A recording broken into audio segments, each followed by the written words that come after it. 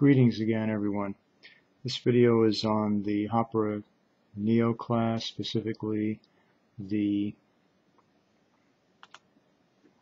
Thundercat T1 chassis Neo car. This is a fail-safe method for retaining the traction magnets,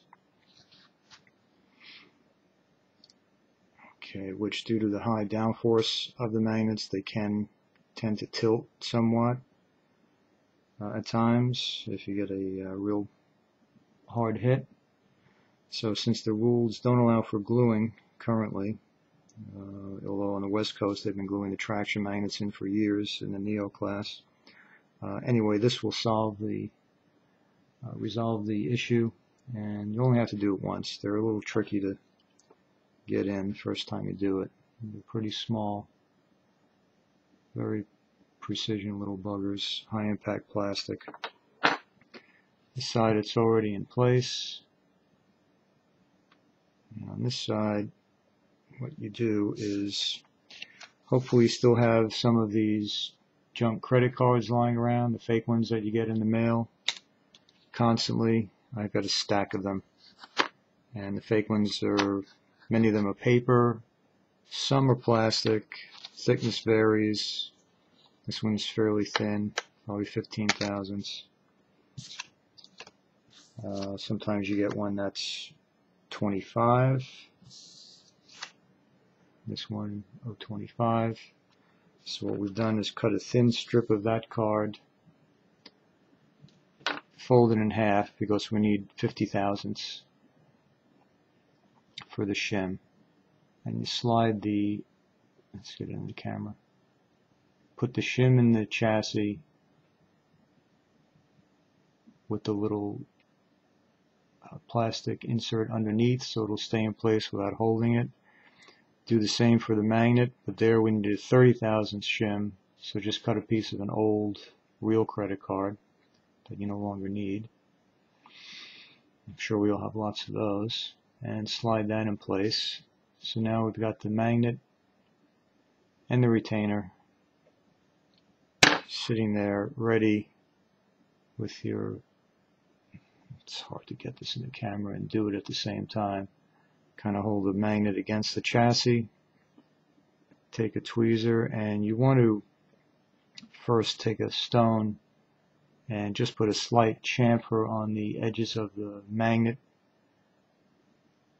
because when you go to slide the retainer forward, you don't want it getting hung up on a sharp edge. You could also just take a slight, put a slight chamfer on the edge of the retainer also, and then just slide the retainer forward.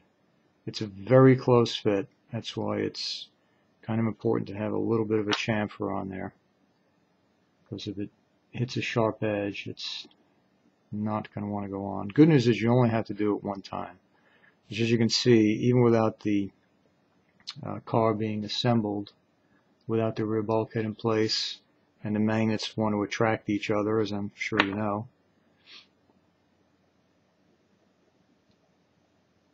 then the magnets obviously stay right in the car. And we're not quite finished.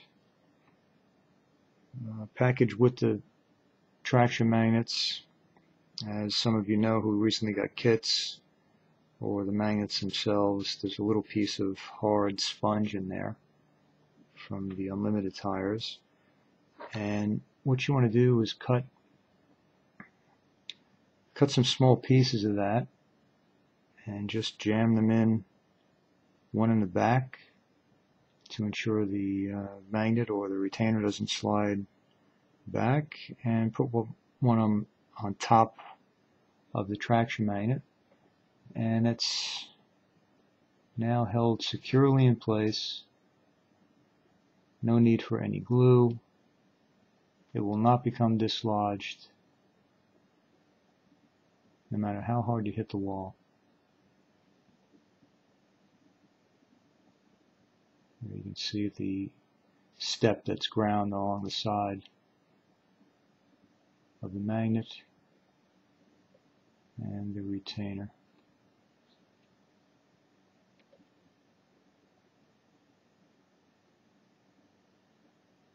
steady. Okay, so once it's all assembled, you can work on the car all you want without fear of the magnets falling out. If you want to change the motor or remove the motor to clean it up or anything of that nature, they won't be falling out. You really do want to do this over a tray of some kind, so you're not searching for these little retainers. They are hard to handle because they're so small. So use a tray, so if you drop it, which you likely will, you'll be able to find it again. So that's about it for this video. Look forward to seeing all of you at the race.